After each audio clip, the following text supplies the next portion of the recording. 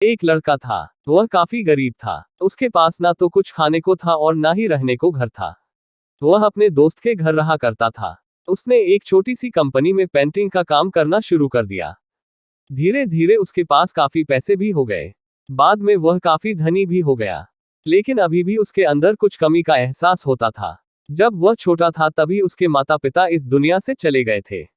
उसने कभी प्रेम को नहीं जाना था। एक दिन जब वह अपने किसी काम से बाहर गया था तो उसे एक लड़की दिखी जो कि काफी अच्छी और खूबसूरत थी। उसको देखते ही इस लड़की को उस लड़के से प्रेम हो गया। वह काफी देर तक उस लड़के को देखती रही। कुछ देर बाद वह लड़की वहां से चली गई। कुछ दिनों तक यह लड़का उस लड़की को खोजता रहा लेकिन वह लड़की ना मिली। लेकिन नियति ने उस लड़की से इस लड़की को मिला दिया। वह लड़की इस लड़के के घर काम की तलाश में आई थी।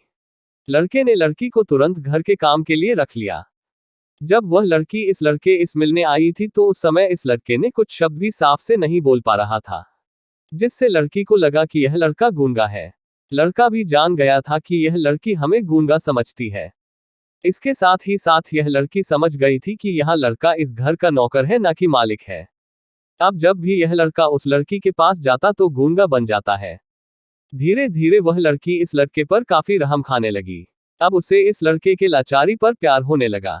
लेकिन फिर वह लड़की एक बात से डर कर पीछे हट जाती थी। इस लड़की के भी माता पिता बचपन में ही मर चुके थे। इस लड़की को इसके चाचा ने पाला था और वह चाहता था कि वह जब तक जिंदा रहे यह लड़की उसके खाने और पीने का पैसा दे। लड़की का प्रेम हद से भी बाहर जाने लगा। लड़के के एक खांसी पर भी वह लड़की दौड़े उस लड़के के पास पहुंच जाती थी। अब लड़का भी समझ गया कि इस लड़की को मुझसे प्रेम हो गया है। लड़का भी बहुत ज्यादा उस लड़की से प्रेम करता था। उसने पहले लड़की के बारे में सब कुछ पता किया। जब उसे सब पता चल गया तो वह बहुत रोने लगा क्योंकि उसने गूंगे होने का झूठ बोला था। अब वह दिनों रात रोने लगा। लड़की अपने सैलरी में से लड़के की इलाज करवाने को कहती थी। एक दिन सुबह ही उस लड़की को पता चला कि वह लड़का हॉस्पिटल में भर्ती है। वह दौड़ते हुए जब हॉस्पिटल में पहुंची तो उसने देखा कि लड़का बेड पर बेहोश पड़ा है। उसके आसपास काफी मशीन लगी हुई थी।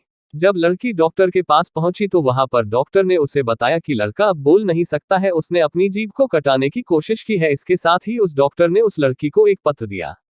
उस पत्र में लिखा था, मैं एक काफी धनी लड़का हूँ, जिस घर में तुम काम करती हो उस घर की मालिक मैं ही हूँ। लेकिन इसके साथ ही मैंने तुमसे एक बहुत बड़ा झूठ बोला है कि मैं एक गूंगा हूँ।